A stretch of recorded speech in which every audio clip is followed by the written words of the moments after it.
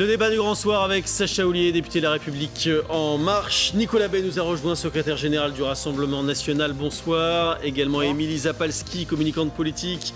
Bonsoir à vous. Bonsoir. Bruno Jambard de l'Institut de sondage Opinionway. Salut Bruno. Bonsoir. Et Renaud Pilat de LCI. Alors on a suivi le périple d'Emmanuel Macron. Le président de la République continue son tour de l'Est et du Nord sur les lieux des commémorations de la Grande Guerre. Il a commencé son tour hier. Il était à Pont-à-Mousson ce soir. Il n'y a pas eu de bain de foule aujourd'hui, à la grande déception d'ailleurs des gens qui étaient venus sur place. On l'écoute. On écoute justement l'une de ces personnes qui était venue.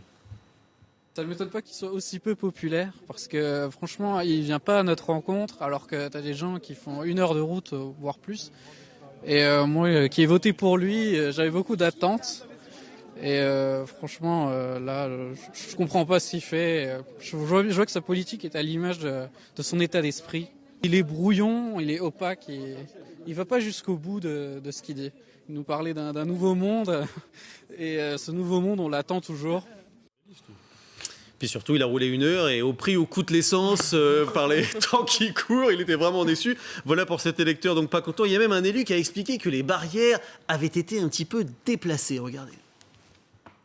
Initialement, il y avait une possibilité d'approcher un petit peu plus près. Les services de sécurité ont souhaité que le dispositif soit un petit peu déplacé vers les arcades. Donc, effectivement, beaucoup de gens n'ont pas pu l'approcher d'aussi près qu'ils l'auraient souhaité. C'est peut-être un petit peu dommage. J'espère pour lui qu'il aura d'autres occasions.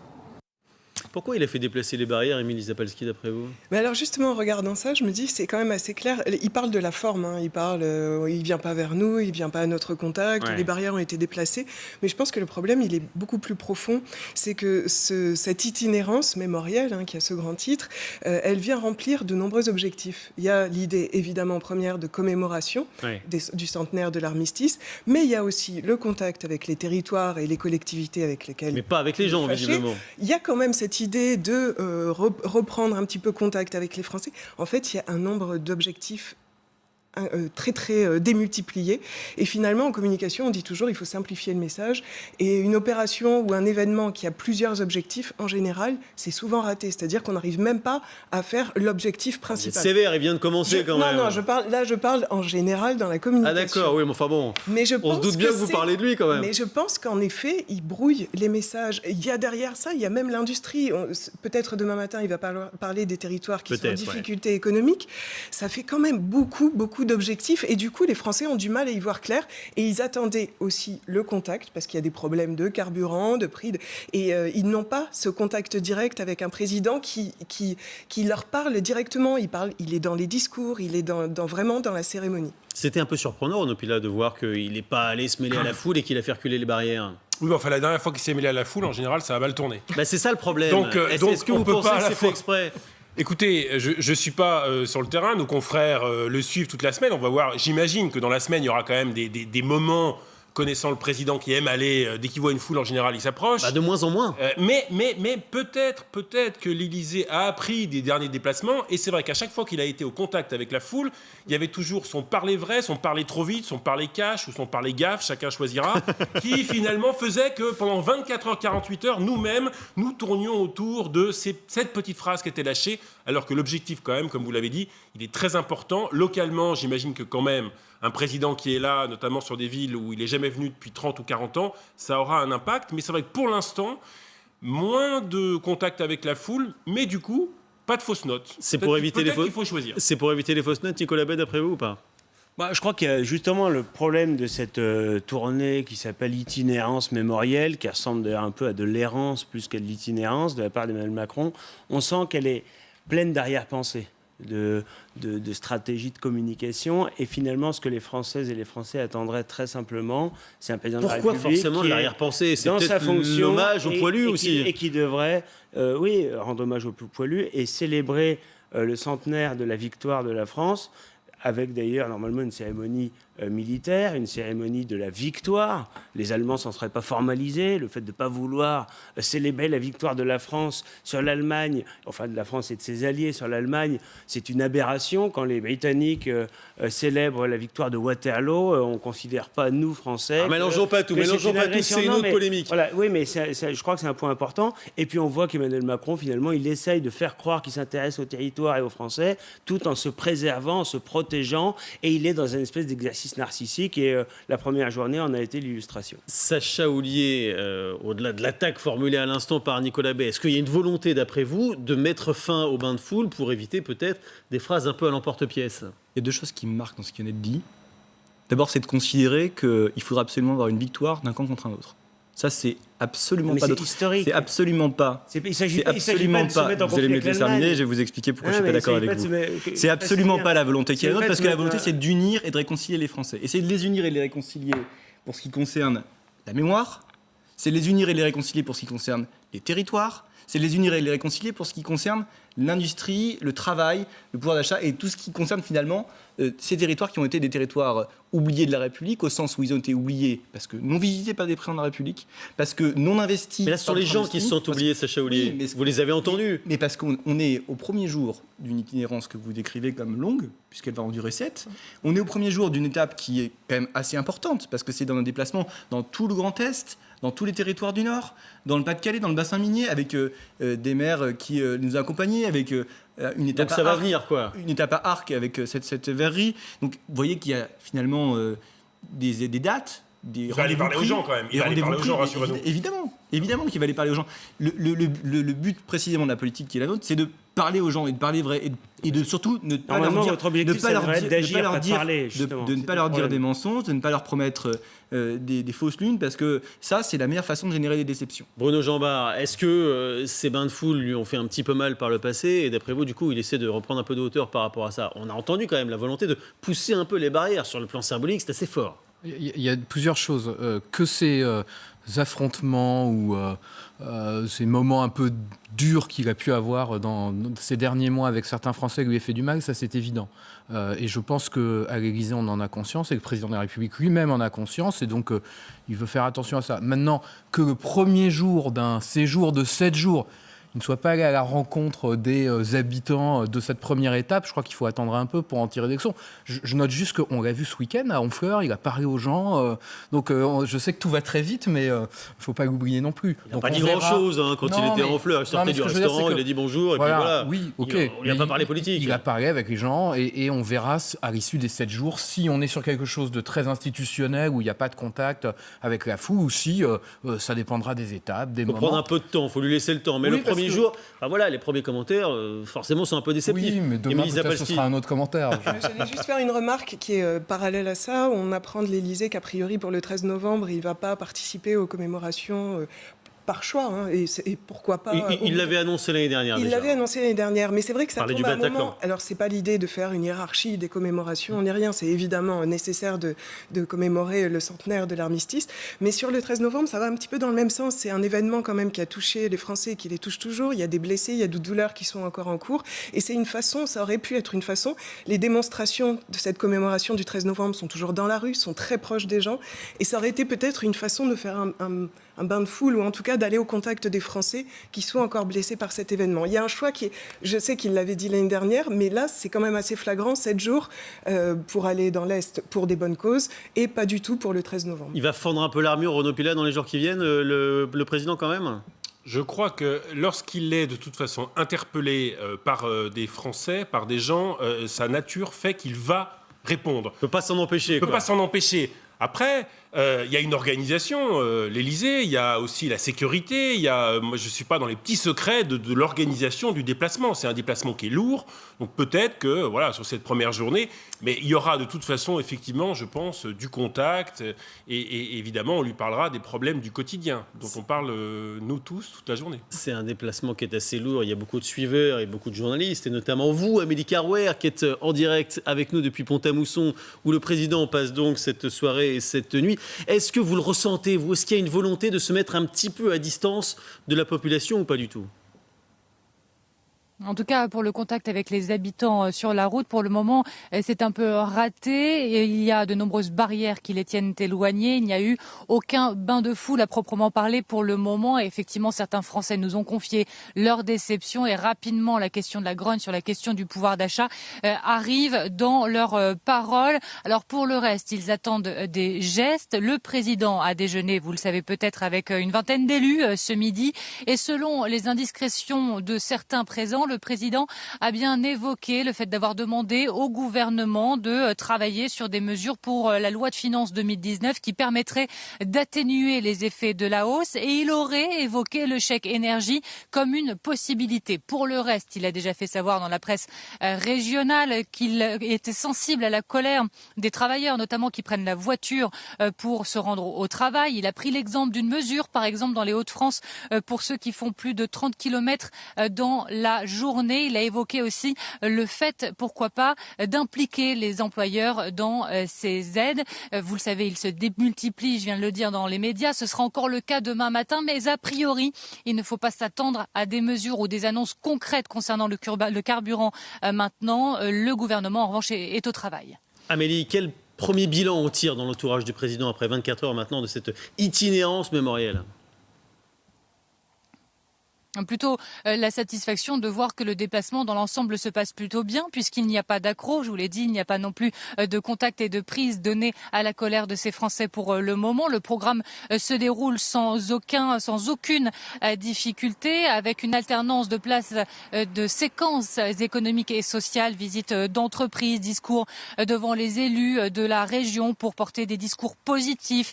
Prenons l'exemple de cette région qui s'en est sortie économiquement, mettant en avant son potentiel et s'appuyant sur cet exemple pour dire que c'est possible d'être dans la résilience, même si quelque part il demande du temps pour se faire. Donc alternance de séquences économiques et sociales et plus mémorielles. Mais vous l'avez précisé, on attend maintenant le contact, le fameux contact avec les Français, avec la foule. Merci beaucoup Amélie, on va parler des différentes pistes effectivement pour peut-être atténuer la douloureuse du carburant, mais d'abord Bruno Jambard, un petit point sur la situation du président dans l'opinion, parce qu'il y a un côté reconquête forcément dans ce voyage. Il en est où exactement ? Est-ce qu'il est aussi mal que ça ?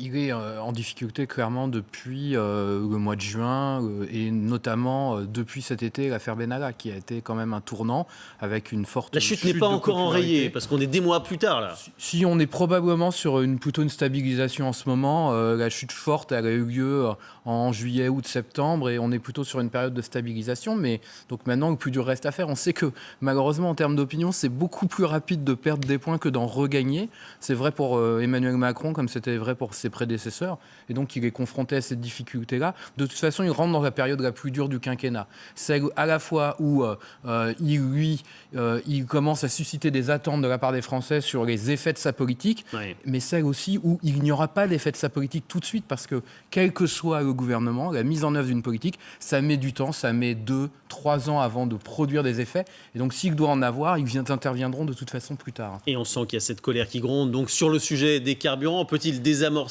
la pompe là-dessus? Emmanuel Macron, c'est ce qu'il va essayer de faire en tout cas dans les jours qui viennent. On a entendu plusieurs pistes possibles, Nicolas Bay. Est-ce que vous pensez que ça sera suffisant ou pas? Le chèque énergie par exemple dont nous parlait Amélie Carwer, ou bien la généralisation de cette expérimentation qui est menée dans les Hauts-de-France? Non, je crois que ce sera très insuffisant parce qu'en réalité, Emmanuel Macron ouvre la possibilité, sans s'engager beaucoup, à des petits ajustements à la marge pour atténuer les effets désastreux de sa politique. Moi, je crois que le sujet, c'est pas tant de savoir si Emmanuel Macron doit parler ou comment il doit parler aux Français. La réalité, c'est qu'il a eu l'occasion de parler aux Français ces derniers mois. Il l'a fait parfois très maladroitement. On se souvient de son attitude aussi aux Antilles qui a énormément choqué les Français. Mais ce que les Français attendent par-dessus tout aujourd'hui, ce sont des actes, et ils attendent souvent des actes qui sont exactement à l'inverse des décisions qui ont été prises par Emmanuel Macron et par son gouvernement. Aujourd'hui, en matière de carburant, par exemple, on voit bien qu'on va fragiliser encore davantage le pouvoir d'achat des Français. On culpabilise les Français sur ces questions d'écologie en réalité, parce que il y a un modèle qui est le modèle du libre-échange des BID à l'échelle mondiale qui aboutit à avoir des produits manufacturés qui sont fabriqués en Chine, qui sont vendus en Europe, avec des supertankers qui polluent énormément. Et vous dites que c'est ça qui pollue plus que la voiture des Français, quoi. Les 50 000 supertankers, ils polluent plus que M. Durand avec sa Twingo qui, lui, va travailler. L'un n'empêche pas l'autre. C'est pas ça. On voit qu'aujourd'hui, on ne veut pas remettre en cause ce modèle du libre-échange total. Alors qu'on devrait au contraire privilégier le produire, consommer, retraiter dans un périmètre raisonnable, privilégier la réindustrialisation de la France, que ne fait pas Emmanuel Macron, parce qu'il est acquis à ce modèle mondialiste. Et du coup, eh bien, on va culpabiliser les Français. Mais quand excusez-moi, je termine là-dessus. Quand on demande aux Français de payer davantage, avec des hausses très importantes, le litre de gasoil, mais on frappe les gens qui travaillent, on frappe les gens qui utilisent la voiture aussi pour aller travailler. Il ne faut pas raconter d'histoire. Vous demandez des actes, Nicolas Bay, Sacha Houlié, quels sont les actes petits peut-être, mais qui peuvent être pris dans les semaines qui viennent? Si ce que nous dit le Front National, c'est qu'on peut s'affranchir de la mondialisation, c'est qu'on peut s'affranchir finalement de toutes les contraintes, y compris les contraintes sur les matières premières lorsqu'on importe du pétrole, etc. À nouveau, c'est un mensonge aux Français. Et si vous voulez, la réponse du gouvernement, elle n'est pas idéologique, elle n'est pas de la façon dont il vient d'être décrit. Elle est de dire, on assure un modèle de transition pour que nos enfants n'aient pas d'asthme, pour que nos enfants ils vivent mieux, et pour que finalement on accompagne une transition écologique. Elle est de dire qu'effectivement il faut qu'on produise beaucoup plus local. Ça, c'était les états généraux de l'alimentation, où on disait dans les cantines, dans tous les lieux de restauration collective, il faut qu'il y ait 50% de nourriture qui soit produite autour, soit sur du bio, soit sur des circuits courts. Donc, libre-échange. Vous mettez en cause le traité de libre-écenge avec le Canada. Alors, vous refusez le traité de libre-échange. Parlons-en précisément. On va prendre les éléments très précis. Sur le Mercosur, vous savez qu'avec ce qui se passe, on n'est pas prêt de négocier un traité, précisément parce que les normes environnementales ne sont pas respectées. Mais la Commission européenne ne va pas nous attendre. On va prendre juste un sujet, le Canada. On a des échanges avec le Canada. Tout le monde nous a dit c'est le bœuf aux hormones qui va arriver sur le marché français. Les quotas de bœuf canadiens, parce qu'ils ne respectent pas les critères européens sanitaires, environnementaux qu'on a fixés dans le traité, c'est 2% des quotas remplis. 2%. Et nos fromages qui vont pour le coup sur le marché américain, c'est 97% des quotas qui nous ont été octroyés. Preuve, s'il en est, qu'en nous protégeant par des normes, par de l'environnement, par du sanitaire, c'est notre économie qui est plus saine et qui est mieux protégée qui s'en sort le plus. Donc tout ce que vous dites sur le libéralisme et sur la mondialisation... Alors refaisons pas, s'il vous plaît, un débat sur le libéralisme, sur la mondialisation. Restons sur les carburants. Pardon, Nicolas Bay. Si on met des protections et des régulations, Emmanuel Macron... on ne sera pas obligé en permanence d'exiger des Français des députés européens, elles sont aujourd'hui portées par l'Union européenne. Emmanuel Macron a dit ce matin dans la presse, s'il vous plaît Nicolas Bay, Emmanuel Macron a dit ce matin dans la presse, j'assume cette augmentation de la fiscalité écologique parce que je préfère qu'on augmente cette fiscalité-là plutôt que la taxation du travail. On va peut-être écouter quelques réactions dans la rue. Vous allez voir que c'est un rejet assez massif. Écoutez. C'est des taxes faciles. C'est super facile d'imposer sur l'essence parce que tout le monde le prend, on ne peut pas faire autrement. Moi, je ne peux pas faire de l'essence chez moi. Donc, je suis obligé de payer et c'est n'importe quoi, c'est catastrophique. C'est horrible, c'est dégueulasse. On n'arrête pas de payer. Alors, soi-disant, oui, c'est écologique, oui, mais c'est eux qui encaissent. Entre le coût du parc-mètre, entre l'augmentation de l'essence et tout ça, il y a un moment, ce sera plus possible. C'est pour l'écologie, c'est bien. Ouais, ça reste à voir. Pour l'écologie, il y a autre chose à faire que ça. Il taxe pour faire rentrer l'argent dans les caisses, c'est point la ligne. Qu'il arrête de nous taxer les Français parce qu'au bout d'un moment, on va en avoir marre, on va descendre dans la rue et on va bloquer toute la France. Alors c'est univoque, Émilie Zapalski, je parle sous le contrôle de Bruno Jambard, mais 80% des Français sont contre cet euro, ça. Ils soutiennent le mouvement du 17 novembre. Je pense, et en vous écoutant, on le voit, le gouvernement a du mal à être audible sur ces questions de transition écologique. Et le débat, il a été complètement cannibalisé par la présence de Nicolas Hulot et son départ. Et finalement, on n'a pas beaucoup parlé de fond. C'est oublié ça quand même. Là, c'est plus le côté, vous nous racontez que c'est écologique, alors qu'en fait, c'est pour nous faire les poches. C'est ça qui dérange les gens. Ce qui dérange les gens, c'est que là, d'un coup, le gouvernement sort un joker en disant la hausse des carburants, c'est pour des raisons écologiques, alors qu'il n'a pas expliqué. Il a oublié juste, il a fait l'impasse d'une explication de texte. Et vous l'avez dit tout à l'heure, qu'en effet, il n'y a que 7 milliards sur l'augmentation, enfin la TICPE. Il y a 37 milliards en tout, et il n'y a que 7 milliards qui sont affectés à la transition écologique. Et moi, je pense que cette nécessité de plus de transparence, même si tout n'y va pas, pourquoi ça n'y va pas, le gouvernement, quand même, a accusé les régions pendant un moment sur la taxe d'apprentissage en disant la taxe, ça ne va pas tout à l'apprentissage. Et là, finalement, il fait à peu près la même chose. Du coup, les gens n'y voient pas très clair. Et quand on n'y voit pas très clair, on y va avec beaucoup d'arguments qui sont confondus. Et je voulais juste terminer sur le gouvernement, la réaction aussi de la secrétaire d'État, Emmanuelle Wargon. Je pense que c'est une erreur de communication de répondre point par point sur les demandes d'une dame sur Internet qui s'est filmée, parce qu'elle se justifie, au lieu de prendre un petit peu de recul et d'arriver sur une politique un petit peu Cette dame qui a lancé le mouvement sur Internet, elle s'appelle Jacqueline Moreau, et figurez-vous qu'elle vous entend, elle est au téléphone avec nous en ce moment même. Voilà. Bonsoir, c'est donc vous qui avez tourné cette fameuse vidéo du ras-le-bol qui a été vue 5 millions de fois. Alors, on a entendu Sacha Houlié, le gouvernement réfléchit quand même à des solutions peut-être pour alléger les choses et la note à la marge. Est-ce que vous y croyez, vous ?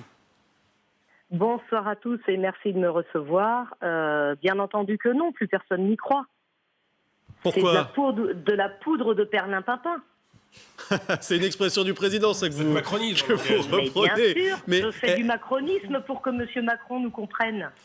Est-ce que vous entendez Emmanuel Macron quand il vous dit ce matin dans la presse, quand il vous rappelle que la hausse c'est à 70%, le prix du baril, d'ailleurs on va peut-être voir la courbe, le prix du baril il augmente beaucoup, donc ça n'est pas, vous pouvez lui donner quitus de ça au président, si vous payez plus cher, c'est d'abord à cause de la situation internationale. Non. Je vais vous dire pourquoi on paye plus cher. Parce qu'on a des élus qui ne sont pas capables de faire des économies sur leur train de vie dispendieux.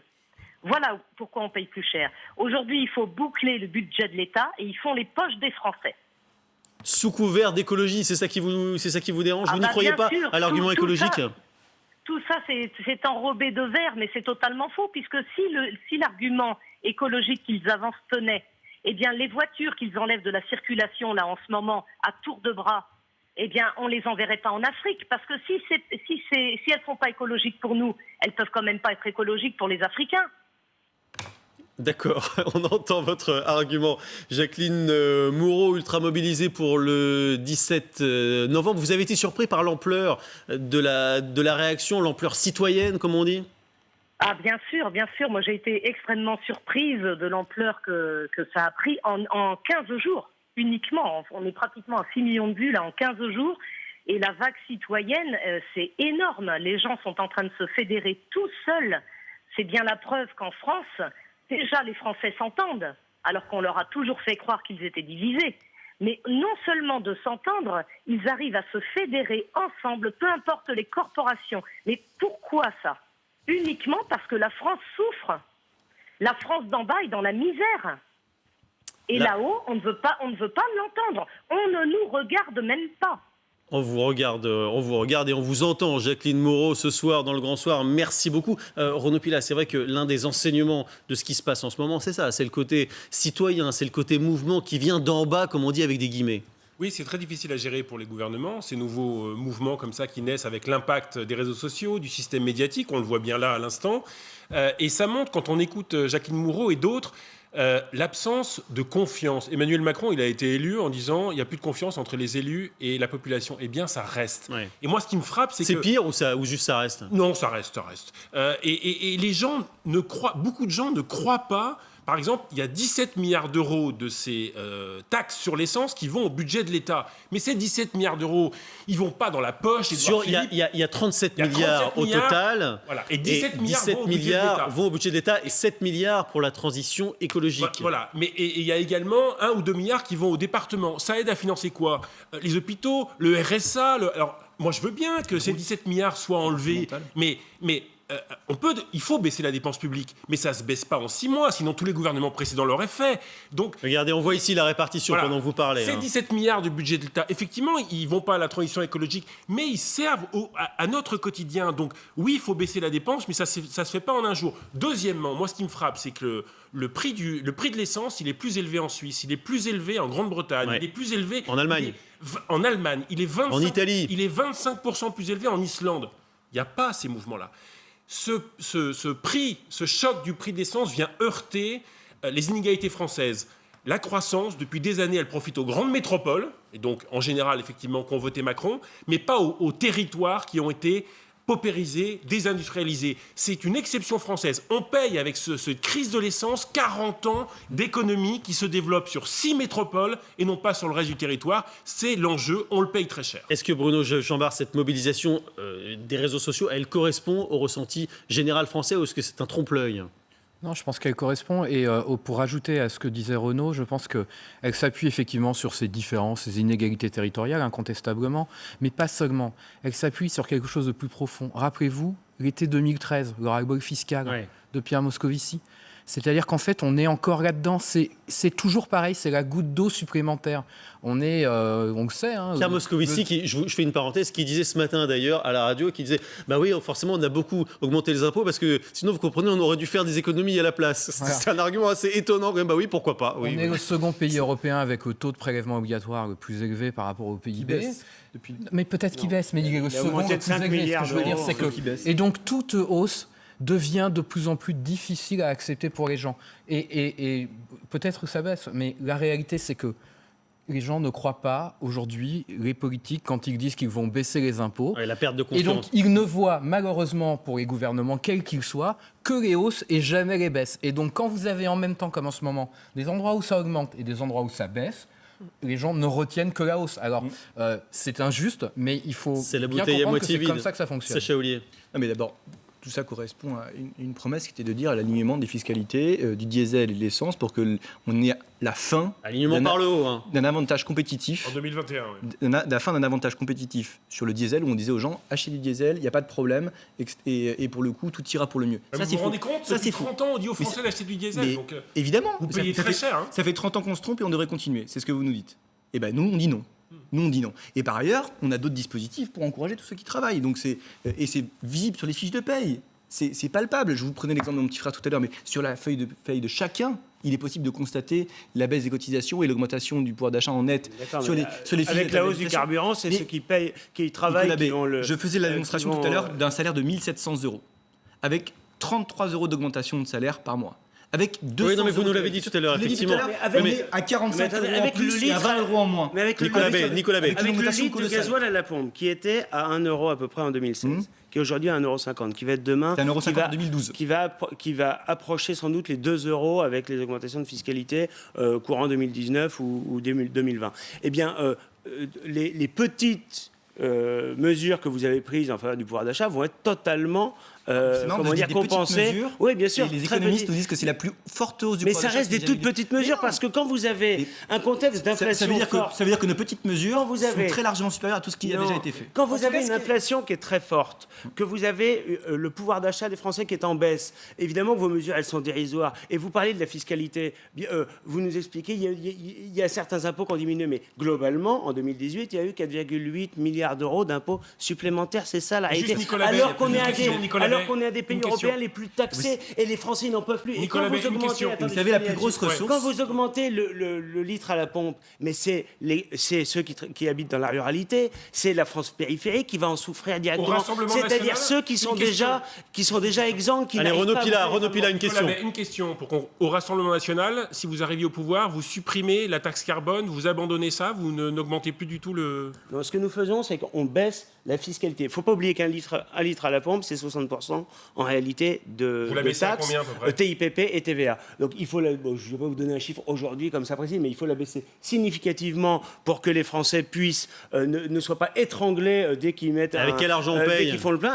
Donc vous avez des milliards en moins sur le budget d'État. Mais non, mais des milliards en moins sur le budget d'État. Ce que nous défendons, excusez-moi, mais c'est un autre modèle économique. On veut mettre en place des protections et des régulations. On veut sortir de la logique du libre-échange. On veut aussi faire des économies dans le domaine où il y a des gisements d'économie importants. La fraude fiscale, la fraude sociale, c'est des milliards d'euros par an. La politique d'immigration, c'est des coûts directs, indirects très importants. Allez-y, pas en même temps. Juste une petite remarque sur finalement ce qui se passe. Je trouve que c'est intéressant parce que là, on voit un Emmanuel Macron qui, peut-être pour une première fois, va faire un geste. On va le voir peut-être prochainement. En tout cas, il dit devrait, ça a l'air d'être assez probable. Et alors, ce qui est... Bon, on va voir. En tout cas, il a dit qu'on étudiait cette possibilité, pas forcément d'un chèque énergie. Il a dit en tout cas qu'il entendait la colère et qu'il avait demandé au gouvernement qu'il accompagnait un mouvement qui vient de la région Hauts-de-France, qui n'a pas été très sympathique avec lui ces derniers temps, parce qu'il y a eu beaucoup de critiques. Particulièrement sensible à la colère de ceux qui doivent se déplacer pour travailler. Ni le gouvernement ni le Parlement ne peuvent être sourds à cela, a-t-il dit. Il accompagne la région Hauts-de-France qui est en train de mettre en place une aide de 20 € par mois pour les personnes qui circuleraient 30 km par jour de déplacement travail. Il a dit peut-être qu'on pourrait l'accompagner. C'est quand même avec Xavier Bertrand. Ils sont pas main dans la main en ce moment et il serait. Donc je trouve qu'il y a cette espèce d'ouverture qui est intéressante. Alors évidemment, ça sera pour les foyers les plus modestes. On ne peut pas généraliser. J'imagine que là, le budget serait bien plombé. Mais il y a cette ouverture et peut-être que ça, c'est le type de message que les Français peuvent entendre vraiment. Et je sais que les évolutions ne font pas recette, mais ce n'est pas la première ouverture. Je vous rappelle que sur la CSG, avec le Premier ministre, nous avons travaillé à exonérer une partie des foyers fiscaux, 350 000 en plus. Sur la façon dont on avait... vous avez lutté. La demi-part des veuves que j'avais proposée, on a trouvé la façon pour que 500 000 foyers ne payent plus la taxe d'habitation ou la contribution audiovisuelle publique lorsqu'ils changeaient d'imposition. Et vous êtes assez écouté, les députés? Vous êtes assez écouté par le gouvernement? On se fait écouter, on travaille avec le gouvernement. Parfois, on appuie un peu plus fort pour être entendu, mais par contre, il y a des évolutions, on arrive à obtenir des garanties. Mais tout ça est une co-construction qui prend du temps et qui... l'année, elle n'est pas toujours très vendeuse. Donc, effectivement, on fait notre boulot et on relate ce qu'on entend sur le territoire. Et particulièrement dans des circonscriptions comme la mienne, où moi, j'ai 45 communes, c'est assez rural. Et vous venez de gauche. Macron peut-il faire demi-tour? C'est une question à laquelle on aura sans doute une réponse dans les jours qui viennent. Vous savez que dans l'actualité du jour, il y a aussi ces immeubles qui se sont effondrés du côté de Marseille. Le bilan, semble-t-il, serait assez lourd. Alors, on prend tous ces chiffres avec des pincettes parce que tout cela n'est pas très précis. Il y aurait 7 disparus plus 2, donc on serait sur 9 disparus, 7 personnes dans l'immeuble et peut-être 2 personnes dans la rue. On attend de voir, d'en savoir un petit peu plus, de façon un petit peu plus précisément, et on souhaite évidemment que le bilan ne soit pas aussi lourd que ça. Les images sont très impressionnantes. Ici, c'est l'effondrement d'un 3e immeuble pendant que les secours étaient en train d'intervenir pour déblayer. Les immeubles se tenaient les uns les autres, donc le 3e qui tenait à peine s'est écroulé à son tour et l'image est vraiment très très forte. Le ministre de l'Intérieur, Christophe Castaner, était arrivé sur place tout à l'heure. On l'écoute. Je sais l'émotion, je sais la meurtrissure, je sais la colère. Et il est normal. Le temps viendra où nous devrons apporter toutes les réponses, faire toute la lumière sur les raisons qui ont conduit cet immeuble à s'effondrer. Ce que je sais à l'instant où je vous parle, c'est que 8 personnes auraient été susceptibles de se trouver dans l'immeuble et pourraient éventuellement avoir été emportés dans l'effondrement. Et c'est la raison pour laquelle les pompiers, nos forces de sécurité recherchent activement toute trace de vie. Voilà, les chiffres sont encore un petit peu contradictoires, 7, 8, 9, voire 10. On ne sait pas encore tout à fait, mais ça montre peut-être sur ce sujet, Sacha Ollier, qu'il y a évidemment des urgences terribles en termes de vétusté, en termes de logement, parce que ces immeubles, ils avaient été signalés à Marseille. Ouais.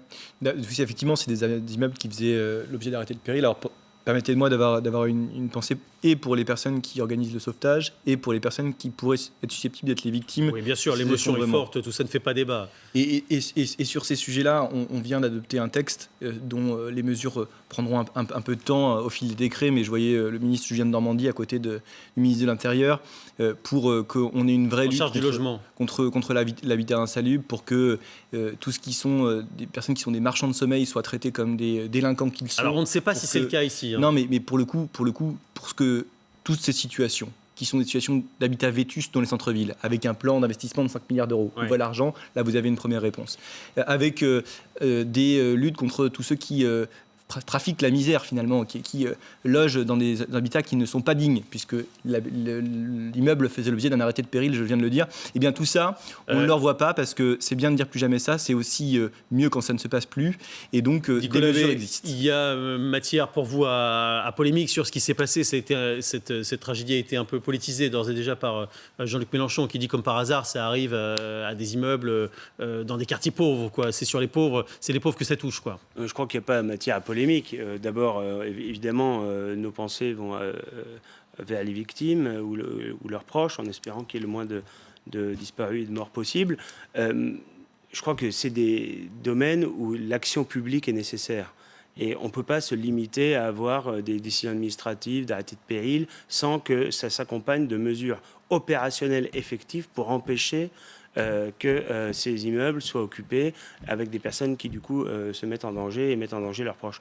Voilà. Et je crois qu'il y a aussi la puissance publique a un rôle à jouer. Voilà. Aujourd'hui, on voit bien, on est dans une société où on essaye de faire croire aux Français que finalement ça va être la finance et l'économie qui va décider de tout et que la puissance publique a de moins en moins son rôle à jouer. On est exactement dans un cas où on voit que l'autorité publique doit être présente, doit se faire respecter, doit prendre des décisions, doit être capable d'anticiper, et ça nécessite de ne pas agir au jour le jour à coup d'opérations de com et en fonction des sondages. Allez, autre sujet de politique publique qui fera sans doute davantage débat, c'est la question de la violence à l'école et de la sécurité à l'école. Vous avez entendu qu'il y aurait un plan du gouvernement qui a été reporté, on l'attendait dans un premier temps il y a quelques semaines, ce sera à la moitié du mois de décembre.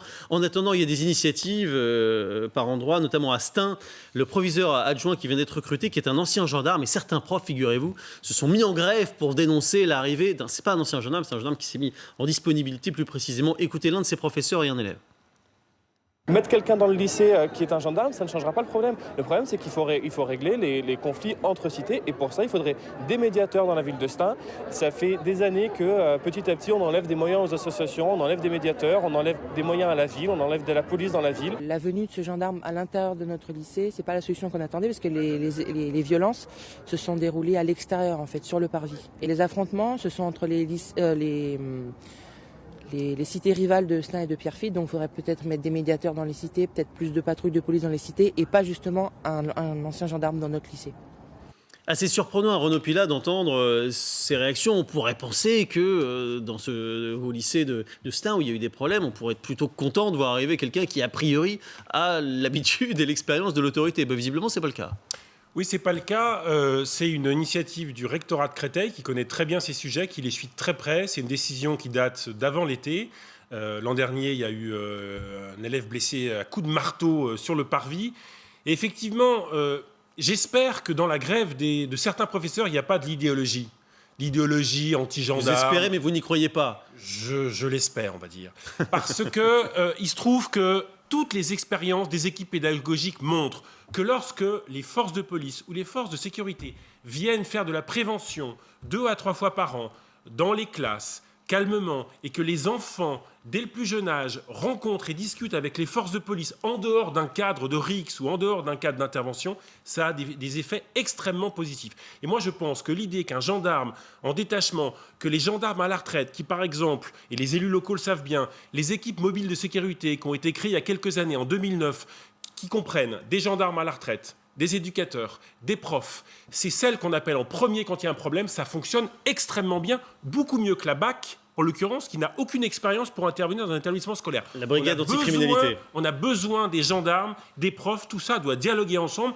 Je trouve, en tout cas, j'espère que ce n'est pas idéologique. Surtout que ce monsieur ne vient pas en tant que gendarme, hein, c'est l'inspecteur d'académie qui l'a précisé, écoutez. La personne qui arrive n'est plus gendarme, elle est personnel de direction. Et donc, la personne qui arrive sait parfaitement qu'elle est dans un contexte éducatif, qu'elle est dans un contexte où la prévention de la violence passe par des canaux à caractère éducatif. Bruno, on peut penser que les Français sont plutôt favorables à davantage d'autorité à l'école. C'est le cas ou pas ? Ce qui est certain, c'est qu'il y a probablement là, sur ce type de questions, un clivage entre les personnels de l'établissement et puis les parents d'élèves du même établissement. C'est un sujet qui est ancien, cette question de savoir si l'école doit être un sanctuaire, une sorte de zone protégée de tout ce qui se passe à l'extérieur ou si... En théorie, oui. Dans un monde parfait, oui, mais on voit bien que ça ne se passe pas comme ça, quoi. Oui, mais en même temps, on voit bien qu'effectivement, ça ne se passe pas comme ça. Après, ce qui est vrai, et c'est là où c'est compliqué, c'est qu'en même temps, ce qui est dit par les personnes qu'on a entendues tout à l'heure, c'est vrai aussi. C'est-à-dire que si vous avez juste des forces de sécurité qui interviennent dans l'école mais qu'on ne règle pas les problèmes à l'extérieur, ça ne va pas s'arranger non plus. Donc je crois qu'il faut avoir probablement effectivement des visions plus partagées. Et en tout cas, c'est probablement ce qu'attendent beaucoup de parents d'élèves. Émilie Zavalki. Finalement, dans les mesures qui n'ont pas encore été annoncées, là, qui ont été repoussées, c'est quand même quelque chose d'assez concret et une expérimentation qui est assez assez intéressante parce que justement, c'est pas des forces de police qui viennent dans les écoles. Ça existe déjà d'ailleurs et a priori, ça résout pas grand-chose. Ah oui. Ils ont trop de temps. Enfin, ils n'auraient pas forcément de quoi s'occuper non plus toute la journée. Et il y a quand même pas tant de délinquants. Mais surtout, c'est quelqu'un qui va avoir une responsabilité, qui est proviseur adjoint. On va pas lui critiquer son CV s'il a été reçu. C'est ce qui est en train de se passer. Voilà. Et je trouve que ça pourrait être une expérimentation, voir comment en effet les parents se sentent peut-être plus rassurés si les professeurs acceptaient cette expérimentation. Elle vous choque cette grève, Sacha Oulié, ou pas? Bon, en tout cas, le propre d'une expérimentation, c'est de pouvoir tirer des enseignements et qu'on va peut-être attendre de savoir si ce monsieur il a des résultats ou s'il n'en a pas pour le juger. Et d'autant que j'ajoute ce qui a été opposé par certains des élèves de cet établissement, à savoir qu'il y avait des difficultés dans certains quartiers avec des guerres des gangs. C'est traité. C'est les quartiers de reconquête républicaine annoncés par la police de sécurité de Gérard Collomb. Ça fait rire Nicolas Bay. C'est traité, vous vous moquez du monde. Mais attendez, vous allez peut-être me laisser terminer, après vous répondrez, il n'y a pas de... Allez, vous répondrez. Il y a aujourd'hui, parce qu'il y a eu des suppressions de postes en 2007 et en 2012, qui n'ont pas été toutes compensées entre 2012 et 2017, un déficit chronique d'agents, de policiers, de forces de l'ordre dans certains quartiers. Nous les remettons de façon importante, puisque c'est 10 000 postes qui sont créés aujourd'hui sur le terrain. Nous limitons les tâches administratives de la police pour qu'elles figurent sur le terrain. La sanction pénale, et j'y viens, c'est le texte que nous examinerons dès demain en commission des lois, pour que la peine qui est prononcée, elle soit exécutée, et que ça puisse être soit une peine éducative lorsqu'on a des primo-délinquants, pour pas tout de suite les envoyer en prison, soit une peine corrective lorsqu'on a des récidivistes, des véritables peines qui sont appliquées. C'est pas vraiment ce que disent les magistrats, notamment de Seine-Saint-Denis, qui ont fait une tribune aujourd'hui même. Nicolas Bay. Aujourd'hui, on a une situation dramatique où on a des centaines et des centaines de quartiers où les lois de la République ne s'appliquent plus. Et il y a évidemment des établissements scolaires qui se trouvent dans ces quartiers. La solution, ce n'est pas d'améliorer le dialogue entre les forces de police et les élèves avec les professeurs qui seraient réduits à devoir organiser ce dialogue.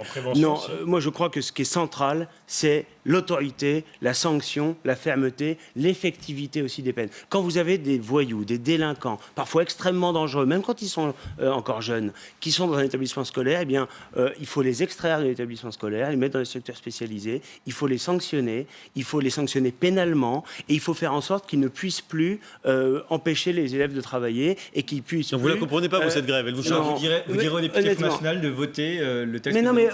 Mais vous faites exactement le contraire, puisque vous videz les prisons, vous continuez de.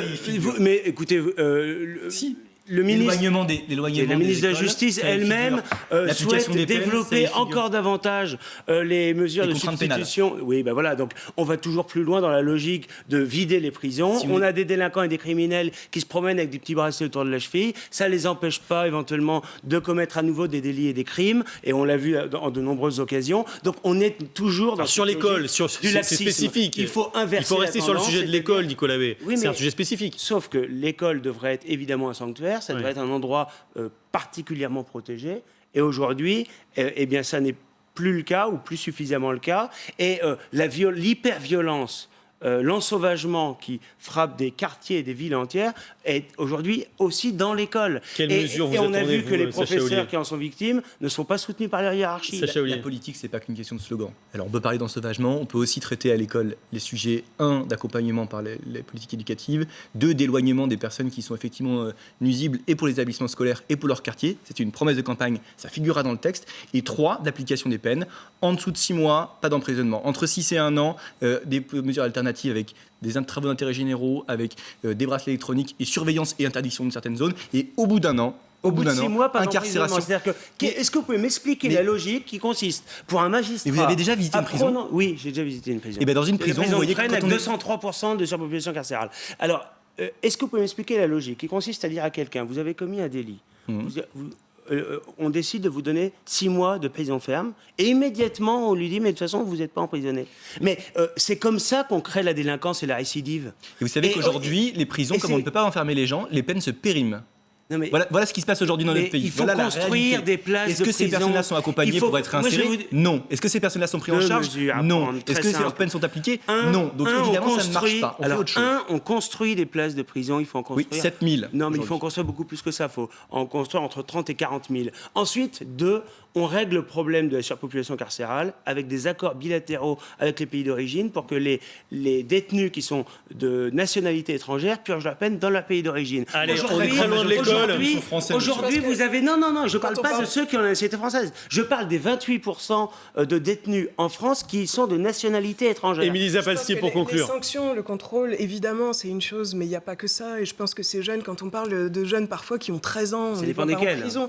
Enfin, je veux dire, ils vont passer en prison, ils vont être peut-être encore plus méchants après. Enfin, ça va être compliqué. C'est pour ça qu'il y a des classes spécialisées de réinsertion qui sont Voilà, il y a peut-être d'autres solutions, des solutions de prévention. Moi, j'y crois encore. Je suis peut-être utopique, mais je pense qu'il peut y avoir de la prévention. Fermés, ça ne suffira pas. Il faudra en construire beaucoup plus. Et il faudra dire la vérité aux Français qu'il faudra augmenter le budget du ministère de l'Intérieur et d'autres ministères sur ces centres éducatifs. Et puis il y a aussi protection judiciaire de la jeunesse. Il y a aussi sur l'aspect sur les professeurs, puisqu'on dit qu'ils ont du mal à accepter les mesures qu'on prend en compte. Dans les mesures qui sont proposées probablement le 15 décembre, il y a cette idée de prendre en compte, de faire une enquête sur les agressions qu'ont pu subir ces professeurs, y compris verbales. Donc ça sera peut-être porter leur voix un petit peu plus fort, qu'ils se sentent respectés et qu'ils se sentent entendus sur ces problèmes. Vous restez avec nous. Merci à tous. Dans quelques instants, le face-à-face Françoise Degois face à Yves Tréhard. À tout de suite.